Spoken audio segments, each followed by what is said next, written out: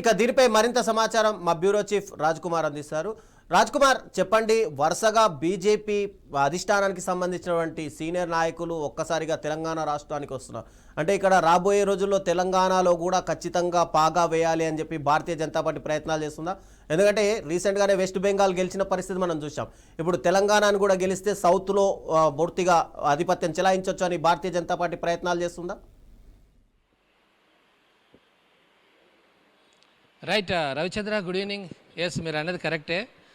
తెలంగాణ బీజేపీపై ఢిల్లీ పెద్దలు ఫోకస్ చేశారు. గడిచిన మనం ఒక నెల రోజులు చూస్తున్నాం. రాజ్నాథ్ సింగ్ గారు వచ్చారు, అంటే అధికారిక కార్యక్రమాల్లో పాల్గొన్నారు. ఆ తర్వాత బీజేపీ జాతీయ అధ్యక్షులు నవీన్ గారు వచ్చారు. తర్వాత అధికారిక కార్యక్రమం అంటే పార్టీ కార్యక్రమాలతో పాటు తర్వాత వరంగల్ కూడా వెళ్ళారు. ఆ తర్వాత నిన్న నడ్డా, కేంద్ర మంత్రి నడ్డా వచ్చారు. ఆ తర్వాత రేపు రైల్వే శాఖ మినిస్టర్ అశ్విని వైష్ణవ్ వస్తున్నారు. ఆయన కీలకంగా ఉన్నారు కేంద్రంలో. సో దాంతోపాటు మనం ఒకవేళ ఈ పర్యటనలన్నీ కనుక చూస్తే తెలంగాణ బీజేపీపై ఢిల్లీ పెద్దలు కాస్త ఫోకస్ చేసినట్టుగా మనకు కనబడుతుంది. ఎందుకంటే రాబోయే ఎలక్షన్కు రాష్ట్ర నాయకత్వాన్ని ప్రిపేర్ చేస్తున్నట్టుగా మనకు తెలుస్తుంది. అందులో భాగంగానే వరుస మీటింగ్లతో ఒక జోష్ నింపడానికి కమలం పెద్దలు ప్రయత్నం చేస్తున్నారు. సో ఒకవైపు కేంద్ర మంత్రులు వస్తే అధికారిక కార్యక్రమాలతో పాటు పార్టీ యాక్టివిటీస్ మీద కూడా ఫోకస్ చేస్తున్నారు.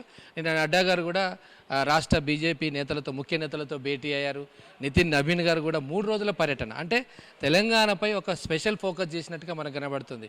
కొన్ని నెలల్లో ఇప్పుడు జిహెచ్ఎంసీ ఎలక్షన్ రాబోతున్నాయి. జిహెచ్ఎంసీ అనేది తెలంగాణకు ఒక హార్ట్, అంటే దాదాపు హాఫ్ ఆఫ్ ది కూడా జిహెచ్ఎంసీ కిందనే ఉంటుంది. కాబట్టి జిహెచ్ఎంసీ మీద ఫోకస్ చేస్తున్నారు. లాస్ట్ టైం కూడా మంచి సీట్లు వచ్చాయి కార్పొరేటివ్, ఇప్పుడు 3 కార్పొరేషన్లు అయినాయి. సో సిటీ కూడా చాలా పెద్దగా అవుతుంది కాబట్టి బీజేపీ నేతలంతా కూడా ఫోకస్ చేస్తున్న పరిస్థితి.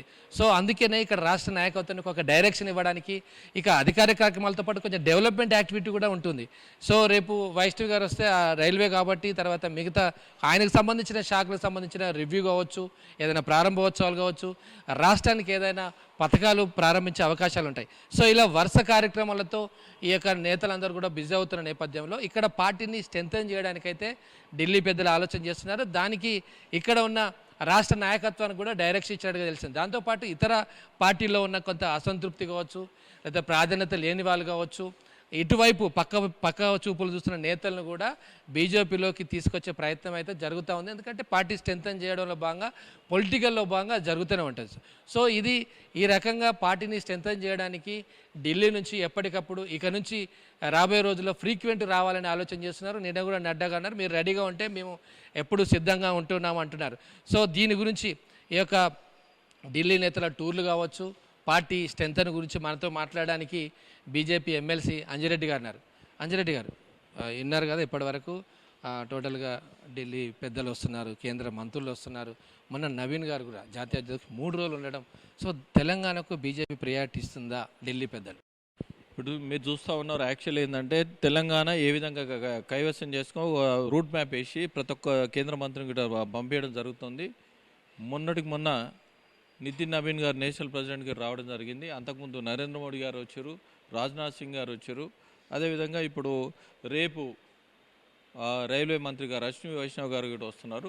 ఈ విధంగా కేంద్ర మంత్రులు అందరూ వచ్చేసి ఏ విధంగా దీనికి ప్రపోజల్లో ఏ విధంగా పోతే బాగుంటుంది, అదేవిధంగా డోర్లు ఓపెన్ పెట్టేసి మిగతా పార్టీ వాళ్ళని కూడా మనము మన దాంట్లో వస్తున్నారు, కొంతమంది ఆపుతున్నారు. ఆపకుండా 100% అందరు జాయిన్ చేసుకోమని కూడా చాలా స్పష్టంగా నడ్డా గారు చెప్పారు. నడ్డా గారు ఏ విధంగానే నడ్డా గారు తన ఎక్స్పీరియన్స్తోని ఏ విధంగా మనం కైవసం చేసుకుంటే, ఎట్లా కైవసం చేసుకుంటే, ఏ విధంగా మీరు పనిచేయాలి, గెలిచిన వాళ్ళు ఏ విధంగా ఉన్నారు, ప్లస్ మిగతా జిల్లా ప్రెసిడెంట్లు వీళ్ళందరూ ఏ విధంగా దిశానిర్దేశం కూడా ఇవ్వడం జరిగింది. దీన్ని బట్టి రూట్ మ్యాప్ ఎవరికైతే ఇన్ఛార్జ్ ఇస్తారో అక్కడ పోయి పని చేసుకొని దాన్ని 100% మూమెంట్ తీసుకొని వచ్చి ప్లాన్ చేయాలి, ప్రపోజల్ చేయాలి. అదేవిధంగా ఇప్పుడు కాంగ్రెస్ విషయంలో తీసుకుంటే 6 గ్యారంటీలు ఇచ్చారు. 6 గ్యారంటీలు ఎక్కడ ఒక్క గ్యారంటీ కూడా వీళ్ళు ఫుల్ఫిల్ చేయలేరు. ఒకటి ఏంటంటే బస్సు ఒకటి ఫ్రీ బస్ పెట్టి మిగతా కార్యక్రమాలు ఎక్కడ చేయలేరు. అదేవిధంగా ఇప్పుడు నెక్స్ట్ కార్యక్రమం ఫీజు రియంబర్స్మెంట్ 15,000 కోట్లు ఇవ్వాలి. 60 లక్షల మంది ఉన్నారు. ఫీజు రియంబర్స్మెంట్ కార్యక్రమం తీసుకుపోతా ఉన్నాం. ఈ ఫీజు రియంబర్స్మెంట్ 100% ఇవ్వాలి. అదేవిధంగా ఇంతకుముందు కార్యక్రమంలో మేము అవుట్సోర్సింగ్ ఎంప్లాయీస్ ఉన్నారు. అవుట్సోర్సింగ్ ఎంప్లాయీస్ 5,20,000 మంది ఉన్నారు. అవుట్సోర్సింగ్ వాళ్ళని కార్పొరేషన్ చేస్తే వాళ్ళకి 8,000 రూపాయలు మిగులుతాయి. లేకుంటే 5,000 5 లక్షలు ఇంటూ 8,000 400 కోట్లు కుంభకోణం జరుగుతూ ఉన్నది.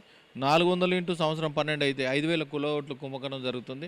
ఈ కుంభకోణాన్ని 80% అరికట్టాలంటే ఇంట్లో పెద్ద తలకాయలు ఉన్నాయి. కార్పొరేషన్ చేసి, ఎందుకంటే పక్క రాష్ట్రం కార్పొరేషన్ చేసేది, కార్పొరేషన్ చేస్తే మరి ఆ రాష్ట్రం చూసానా ఇక్కడ కార్పొరేషన్ చేస్తే జీవితాలు మీ మీద ఆధారపడి ఉన్నాయి.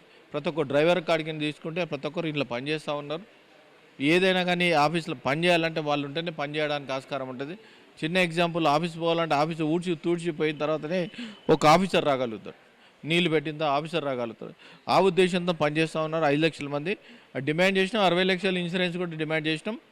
గతంలో నేను ఎలక్షన్లో పార్టిసిపేషన్ అయినప్పుడు ₹1,00,00,000 ఇన్సూరెన్స్ ప్రతి గవర్నమెంట్ ఎంప్లాయీకి ఉండాలనే ఉద్దేశంతోనే సీఎం గారు రిప్రజెంటేషన్ ఇచ్చినప్పుడు దాన్ని కూడా సానుకూలంగా స్పందించి 1 crore నుంచి 1.5 crore చేసిండ్రు. అదేవిధంగా అవుట్సోర్సింగ్ ఎంప్లాయీస్ కూడా ఇన్సూరెన్స్ 60 లక్షలు చేయడం జరిగింది. వాళ్ళని కార్పొరేషన్ చేసిన దాకా పెద్ద ఎత్తున ధర్నా కార్యక్రమం కూడా చేస్తాను. నిరుద్యోగుల విషయంలో తీసుకుంటే నిరుద్యోగులకు ఉద్యోగాలు ఇస్తానని మీరే కమిట్మెంట్ ఇచ్చారు. 2 లక్షలు మేనిఫెస్టోలు పెట్టారు.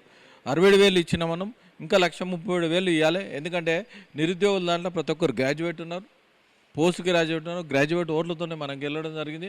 వాళ్ళు ఎంబడి, ఎందుకంటే ఎంత ప్రయత్నం చేసినా ప్రయత్నం చేస్తూ ఉంటాను, వాళ్ళని లేవనెత్తి వస్తాను, మెడలోంచి వాళ్ళకు ఉద్యోగాలు ఇప్పించిన దాకా చెప్పారు డోర్స్ ఓపెన్స్ అన్నారు కదా, నేను నడ్డా కూడా చెప్పినట్టుగా. సో ఎవరెవరు ఏ పార్టీలోంచి వస్తున్నట్టుగా మీ సూచన అందాదా ఎట్లా ఉంది ఆ ప్రణాళిక? అవన్నీ ఆల్రెడీ పేర్లు కూడా సిద్ధం చేయడం జరిగింది. ఆ క్లోజ్ డోర్ మీటింగ్ నడిచింది. వాళ్ళ ఒపీనియన్ తీసుకొని మళ్ళీ ఒకసారి వాళ్ళతో డిస్కషన్ చేస్తాం. చర్చ అయిన తర్వాత 100%, ఎందుకంటే మా డోర్లు క్లోజ్ చేసినాయి అనుకో వేరే పార్టీలు పోవడానికి ఆస్కారం, డోర్లు ఓపెన్ పెట్టినాం అనుకో అందరూ మన దగ్గర రావడానికి ఆస్కారం ఉంటుందనే ఉద్దేశంతో డిస్కషన్ అయింది. వాళ్ళ దగ్గరికి పోతారు. పోయిన తర్వాత వాళ్ళ పేర్లు అప్పటిదాకా బయట పెట్టినాకనే అప్పుడు వాళ్ళందరికీ ఇబ్బంది కాకుండా ఉంటుందనే ఉద్దేశంతోనే బయట పెడతలేము. జిహెచ్ఎంసీ మీ పరిధి కూడా జిహెచ్ఎంసీ కిందకి వస్తే జిహెచ్ఎంసీకి ఎలా ప్లానింగ్ చేస్తున్నారు? 3 కార్పొరేషన్లు అయినాయి ఇప్పుడు జిహెచ్ఎంసీలో 3 కార్పొరేషన్లు, సైబరాబాద్ కార్పొరేషన్లో మన పటంచెరు కాన్స్టిట్యున్సీలో 9 డివిజన్లు వస్తాయి. ఈ 9 డివిజన్లో ప్రతి డివిజన్లో జిల్లా అధ్యక్షురాలు గోదావరి గారు ప్రతి బూత్కు బాగా తిరుగుతూ ఉన్నారు. సర్ ప్రక్రియ ఏదైతే ఉందో సర్ ప్రక్రియలో ప్రతి బూత్లో వాళ్ళు ఎడ్యుకేట్ చేయడం జరిగింది. అక్కడ ఇన్ఛార్జీలు వేయడం జరిగింది. అదేవిధంగా వాళ్ళ మీద మళ్ళీ ఇంకో ఇన్ఛార్జ్ చేయడం జరిగింది. 2 బూత్లో కట్టి మళ్ళీ ఇంకో ఇన్ఛార్జ్ చేయడం జరిగింది. పగడబందీగా ప్లాన్ యాక్షన్తో పగడబందీగా మన ఓటర్స్ ఎవరైతే ఉన్నారో ఓటర్స్ ఓటు పోకుండా ఉండేది. అదేవిధంగా ఇంకోటి ప్లానింగ్ ఏంటంటే ఎక్కడైతే గేటెడ్ కమ్యూనిటీ ఉంది, ఎక్కడైతే 1000 ఓట్లు ఒక అపార్ట్మెంట్లో ఉంటాయి అక్కడనే బూత్ కూడా పెట్టిస్తున్నాం. బూత్ పెట్టించిన ఓటు శాతం కూడా చాలా పెరగడానికి ఆస్కారం ఉంది. అందుకోసానికి పగడబందీగా అవినీతి లేకుండా ఉండేదంటే భారతీయ జనతా పార్టీకి అందరు కైవసం చేసుకుంటారు. ప్రతి ఒక్క ఎడ్యుకేటెడ్ ఈరోజు భారతీయ జనతా పార్టీకి రావాలని ఎందుకంటున్నారు అంటే అవినీతిని అంతం చేసి అభివృద్ధి ముందు తీసుకుపోయే ఏకైక పార్టీ భారతీయ జనతా పార్టీ. నరేంద్ర మోడీ గారు 12 సంవత్సరాల నుంచి పరిపాలిస్తున్నారు. ఎక్కడ అవినీతి లేకుండా పరిపాలిస్తూ ఉన్నారు. దాన్ని దృష్టిలో పెట్టుకొని ప్రతి ఒక్కరిని అవినీతిని అంతం చేసి అభివృద్ధిని ముందుకు పోవాలంటే ఈ 2 పార్టీలకు చెక్ చేసి 80% భారతీయ జనతా పార్టీకి ఓటేయాలని తాతాలు ఆడుతారు. దానికి ఆవేశం చేసుకోవాలి, వాటి టచ్ చేయాలనే ఉద్దేశంతోనే ప్రతి ఏరియాలో తిరుగుతాం. రైట్. సో ఇది రవిచంద్ర మనం వింటున్నాం.